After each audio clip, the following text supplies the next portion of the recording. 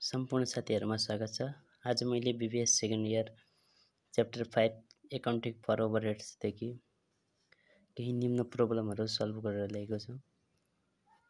त्यसको लागि यसमा हुन्छ हाम्रो च्याप्टर छ एकाउन्टिङ फर ओभरहेड 5 मार्क्स और 10 मार्क्स। यसको format basic of allocation ओभरहेड्स।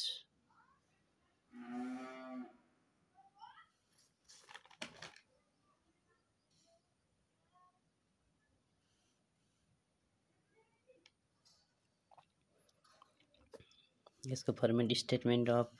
Distribution overhead. यदि हाम्रो particular basic of ratio total areas product part अनि सर्भिस पार्ट डाइरेक्ट मेटल यदि डाइरेक्ट मेटल लिएछ भनेको गिभन सार्दैन अनि गिभन सारेपछि हाम्रो यदि डाइरेक्ट मेटल र डाइरेक्ट वेजेस भइसक्यो भनेपछि हाम्रो प्रोडक्ट पार्टमा आउँदैन, यसलाई सर्भिस पार्टमा मात्र हाम्रो इन्ट्री गर्ने।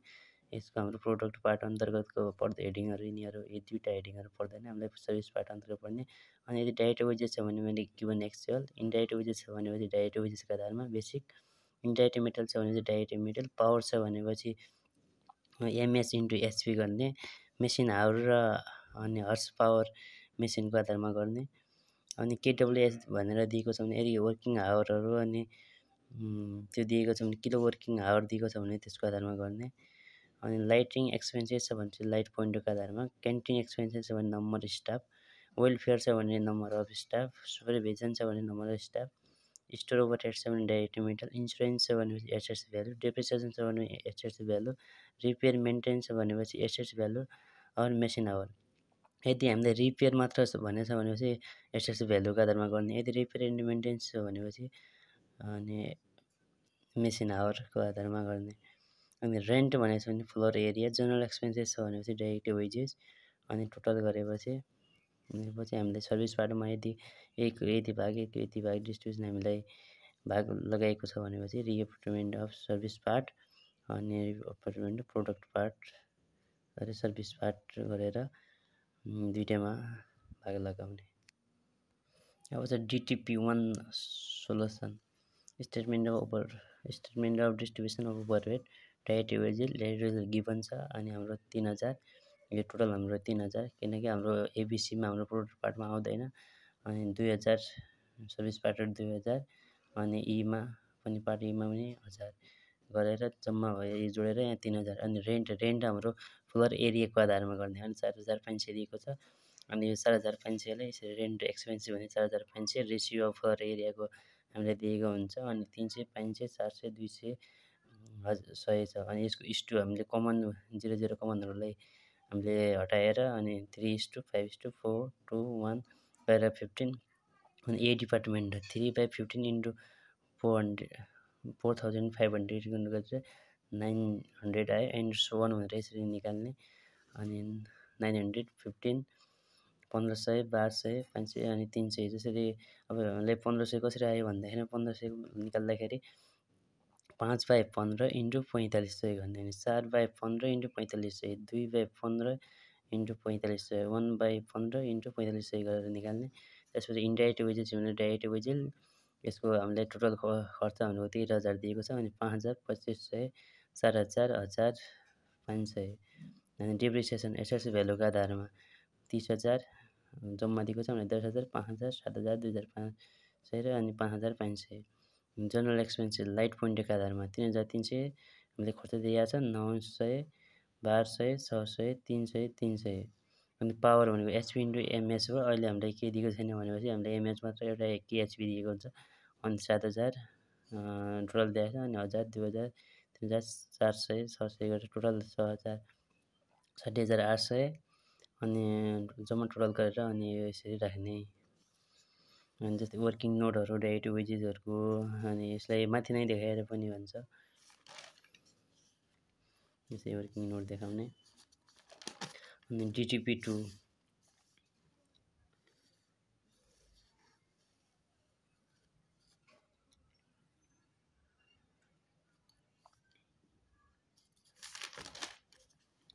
डिटिपी 3 प्रॉब्लम सॉल्व।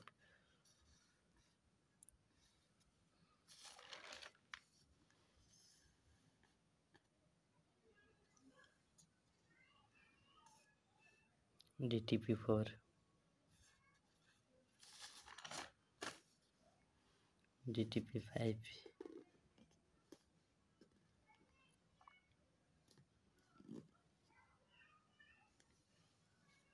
6,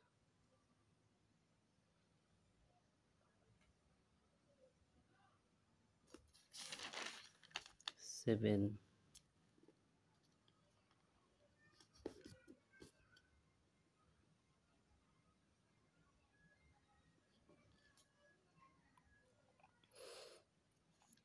अब यो क्वेसनलाई हेरौँ लास्ट क्वेसनलाई अनि कसरी आयो यसरी मैले यहाँ माथि नै राखेको छु यसरी कसरी आयो भनेर अरू क्वेसनहरू हेर्नु होला अरू सोल्युसनहरू भिडियोलाई स्क्रिप गर्दै हेर्नु होला जस्तै हामीले डाइरेक्ट वेजेस दिएको छ हाम्रो डाइरेक्ट वेजेस भने गिभनको आधारमा हो अनि हाम्रो दुई तिनवटा केमा प्रोडक्ट केसमा यो आउँदैन त्यसपछि हामीलाई सर्भिस पार्टमा हाम्रो एमा 10,000 अनि हामीलाई बीमा दिएको छैन भनेपछि नलेख्ने दिएको जतिलाई मात्र इन्ट्री गर्ने हाम्रो एक अब टोटल गरेर 10,000 अब इन्डाइरेक्ट वेजेस डाइरेक्ट वेजेसको आधारमा यदि हामीलाई डाइरेक्ट वेजेस दिएको छैन भनेपछि इन्डाइरेक्टको सिधै के छ हामीलाई दिएको हुन्छ त्यसलाई नै इन्ट्री गर्ने डाइरेक्ट वेजेस हाम्रो डाइरेक्ट वेजेसको हाम्रो कति छ भने 80 60 रेसियो 100 जसरी अनि बुकमा हेरेर यसरी हेर्नु होला अनि यसको निकाल्दाखेरि कसरी गर्ने भन्दाखेरिमा अब हाम्रो यो टोटल गर्दाखेरि यो हाम्रो आउँछ 250 आउँछ अनि 5,250 भन्दाखेरिमा 40 250 आउँछ 5,000 भागा 250 इन्टु 80 गर्ने यसरी गर्दाखेरि 80 भागा 250 इन्टु 5,000 1600 आयो त्यसै गरी 60 भागा 250 इन्टु 5,000 1200 आयो अनि 100 भागा 250 इन्टु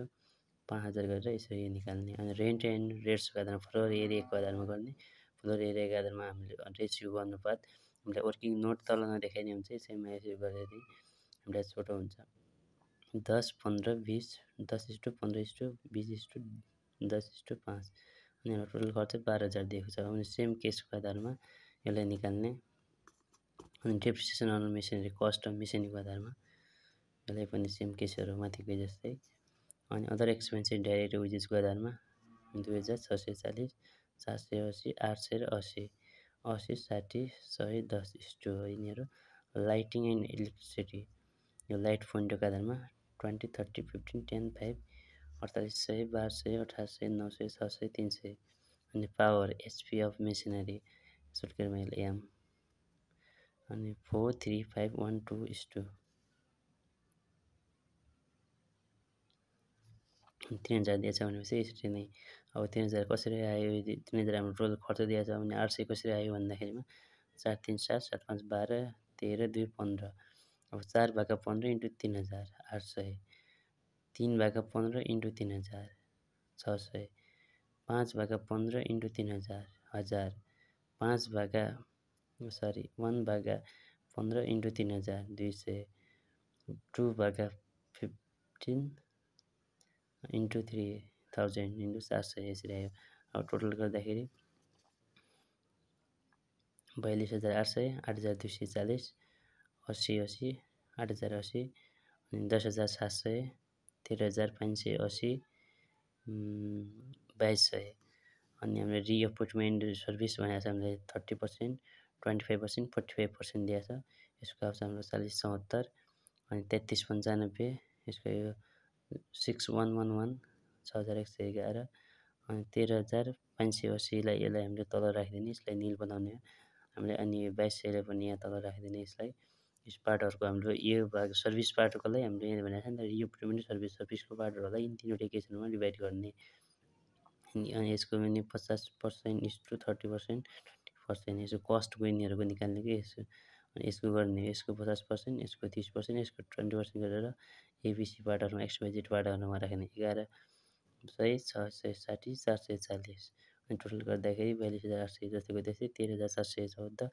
अनि 12,135 17,251 निल यो हाम्रो यो प्लसमा छ यो माइनस साइनमा प्लस माइनस यो गरिदिने अब हाम्रो भनेको छ हामीले अनि एउटा अर्को कुरा भनेको छ यसमा overhead absorption rate per unit 3 production department भनेको छ वी हेभ नाउ अब हामीले यसको सूत्र के भने overhead absorption rate per unit of X हामीले जस्तै एक्स निकाल्यो एक्स डिपार्टमेन्ट निकाल्यो distribution overhead by working hour distribution overhead हाम्रो कति छ एको भन्दाखेरिमा 13,714। यसलाई ट्याक्कै उठाएर 13,714 हामीले वर्किङ आवर हाम्रो यो केसको हाम्रो योमा हेर्नु वर्किङ आवर भनेर हामीले 5,000 10,000 लास्ट केसमा दिया होला 5,000 10,000 अनि 5,000 गरेर दिया होला भागा 5,000 गर्ने एक्चुअल हाम्रो 5,000 दिया होला। अनि त्यसै गरी वाइ डिपार्टमेन्ट 12,135 भागा 10,000 1.21 यो 2.68 अनि एक्स जेड डिपार्टमेन्टको 17,251 ओभरहेड हाम्रो खर्चहरू टोटल गर्दाखेरि आएको अनि भागा 5,000 गर्दाखेरि 3.45 यति आयो। अरू क्वेसनहरू लागि नि स्क्रिप्ट गर्दै हेर्दै गर्नु होला। धन्यवाद।